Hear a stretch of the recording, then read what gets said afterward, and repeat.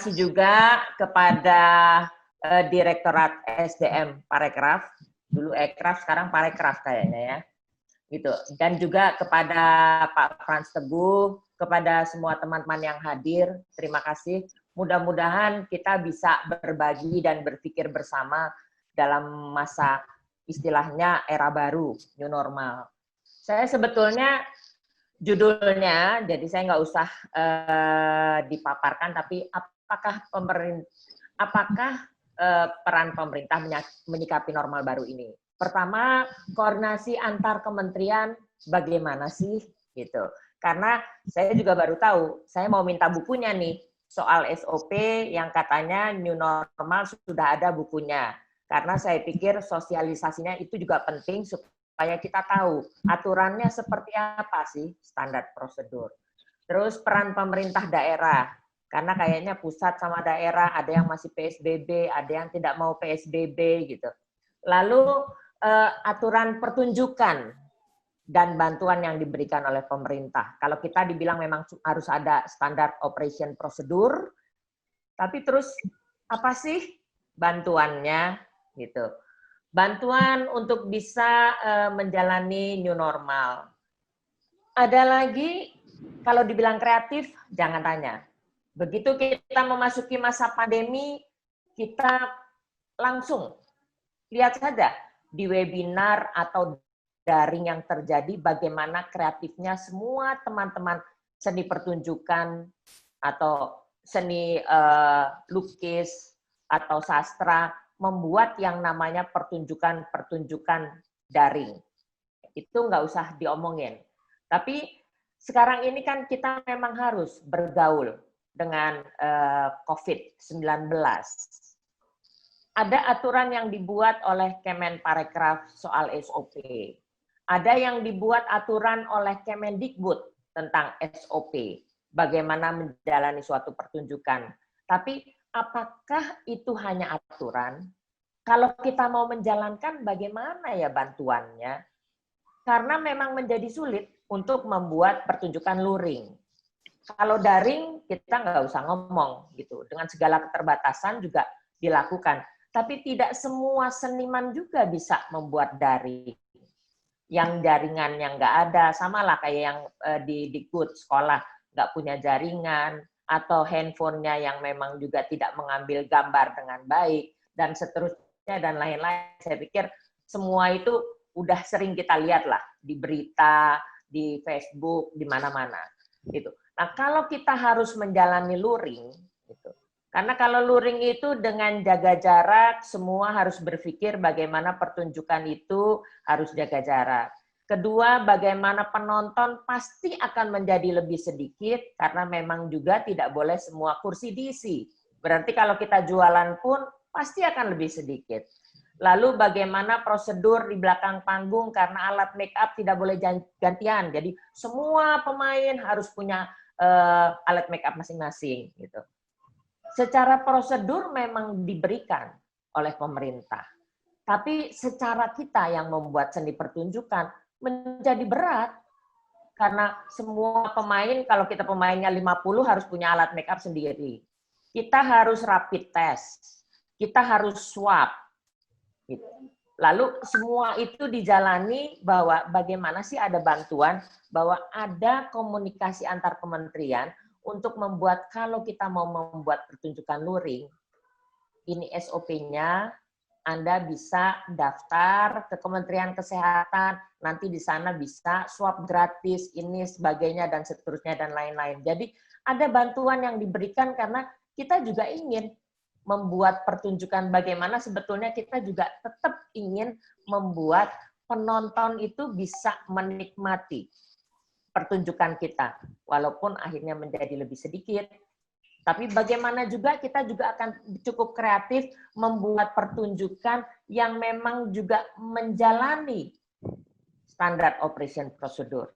Karena saya pikir kalau nggak salah di film udah ada itu, harus diswab, lalu harus karantina, karena misalnya syuting 16 hari, semuanya nggak boleh kemana-mana kalau memang sudah dinyatakan sehat, gitu kan. Nah, kalau kita kan seni pertunjukan ya, terutama di teater gitu, kita nggak bisa mengkarantina, karena karantina artinya cost, balik lagi. Tapi sebetulnya bantuan yang diberikan untuk dibikin satu modul atau dibuat satu contoh pertunjukan, ini loh prosedurnya.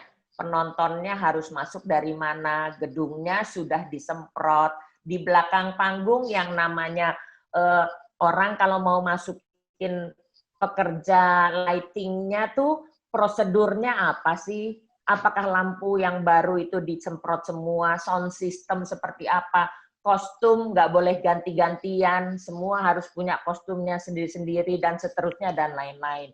Jadi saya pikir kalau terus terang gitu, kadang-kadang sedih aja gitu. Bahwa tapi ya saya gembira gitu bahwa Direktorat SDM ini mau membukakan bagaimana sih kita menjalani new era baru ini dengan baik. Marilah sama-sama kita bekerja sama gitu. Karena kalau kementerian tidak memberikan satu contoh, misalnya kita bikin pertunjukan kecil deh. Teater kecil itu kan tidak besar. Penontonnya 50, pertunjukannya bisa monolog atau 2 orang, dibuat prosedurnya. Tapi kan begitu kementerian mau bikin, oh di Jakarta belum boleh karena masih PSBB, jadi nggak bisa dilakukan gitu. Jadi kita harus pindah ke Jawa Barat, karena kalau di Jawa Barat masih udah boleh karena daerahnya merah. Tapi ini kan sebetulnya modul yang harus diberikan. Bagaimana sih prosedurnya kalau kita memang menjalankan itu? Saya lihat juga kayak di tari, mereka sudah mulai memodifikasi kostum. Jadi kostumnya memang dibikin ada face shield, tapi memang sudah dimodifikasi untuk bisa jadi bagian dari kostum gitu. Tapi kan tetap tidak semua bisa seperti itu. Apakah misalnya gini, bahwa oh ya boleh saja pertunjukan itu nanti ada adegan yang berdekatan, pegangan tangan, atau tapi dengan catatan bahwa ada prosedurnya, dia harus diswab per 2 minggu gitu, karena mereka akan berdekatan dan harus dikarantina.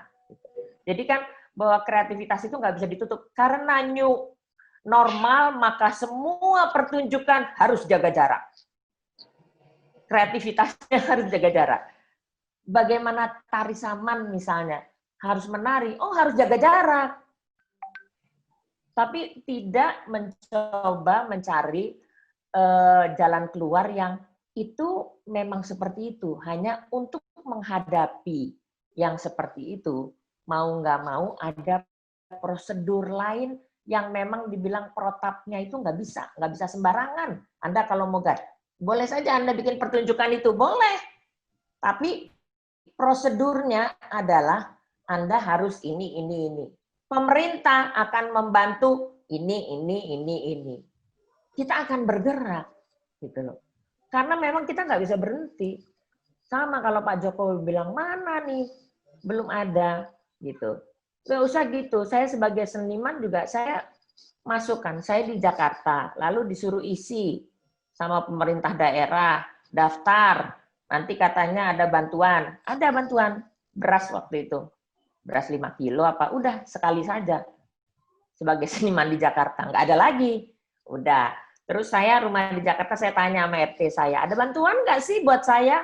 Oh ada. Gitu. Saya dapat udah yang ketiga kali dari sekian masa nih. Gitu ya. Dapat beras, lumayan, waktu itu beras aja 25 kilo. Ya. Lalu Dikbud.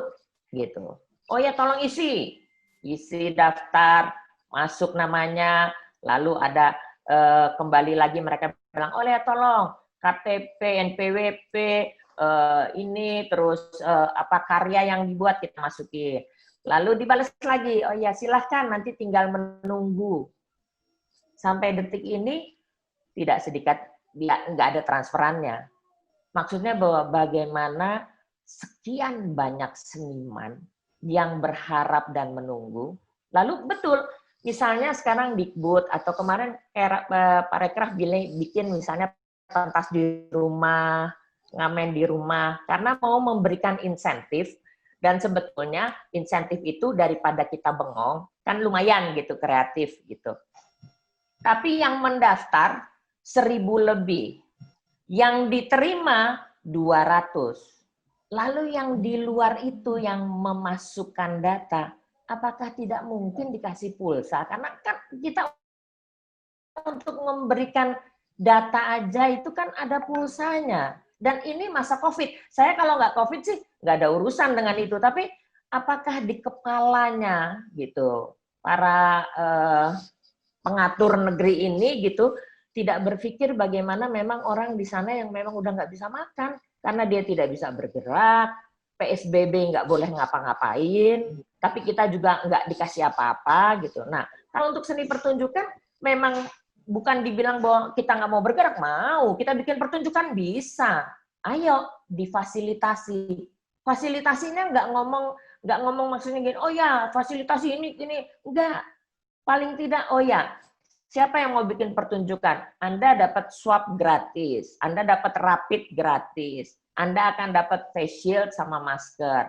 Prosedurnya adalah seperti ini. Hand sanitizer nanti disediakan di depan gedungnya gitu. Selama kalian latihan gitu, prosedurnya kayak gini. Kenapa? Karena kita memang harus bergerak. Nggak ada seni pertunjukan memang betul sekarang daring. Tapi yang namanya seni pertunjukan itu, teater itu kan harusnya orang menonton. Penonton menjadi lebih sedikit. Mau nggak mau kita harus yang tadinya main sehari harus main jadi 3 hari. Karena ya penontonnya yang tadinya harusnya 200 jadi cuma 75 karena aturannya. Pemasukan jadi sedikit. Tapi pemasukan penonton sedikit sementara kita sewa gedungnya kan sama harganya. Sewa lightingnya sama harganya. Nah, bagaimana ada kebijakan juga mungkin dari pemerintah bahwa misalnya pajak tontonan bagi mereka yang mau menyelenggarakan tuh ada kebijakan lagi. Banyak memang yang harus di-adjust, saya rasa sih seperti itu. Tapi paling tidak kita mulai dari Parekraf. Parekraf mau nggak memberi contoh satu pertunjukan, entah di mana yang boleh, dan kalau Jakarta nggak boleh semua. Karena saya nanya gedung pemerintah semua nggak boleh gitu, masih PSBB gitu. Mau gedung kecil mau dibuat contoh pun nggak boleh prosedurnya gitu.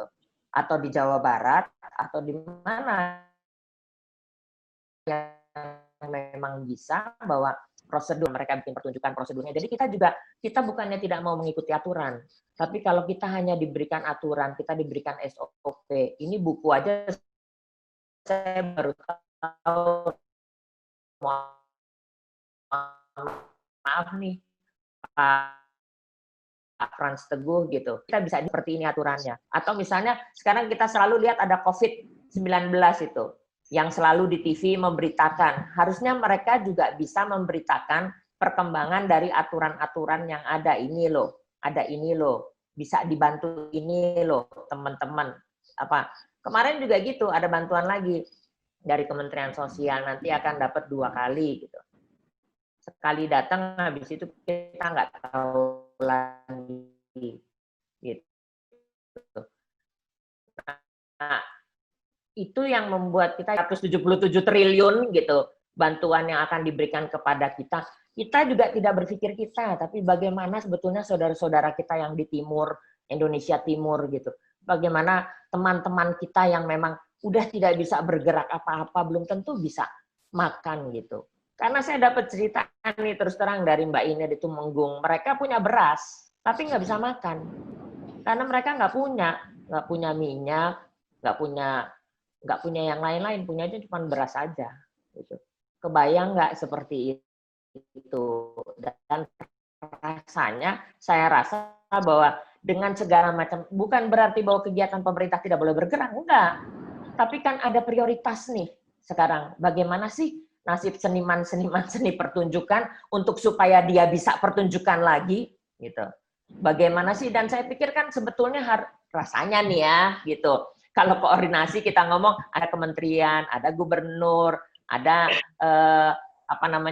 pemerintah daerah bupati, ada yang namanya camat, ada yang namanya lurah, ada yang namanya RW, ada yang namanya RT. Sebetulnya apakah memang nggak mungkin gitu RT itu bisa tahu bahwa di tempatnya dia ada nggak sih seniman gitu, lalu memberitahu kepada Kementerian Kebudayaan atau Ekraf atau ada nggak sih teman-teman ekonomi kreatif di sana yang sebetulnya Karena jalurnya udah ada kok, ada RT, RW, semua kita punya KTP gitu kan.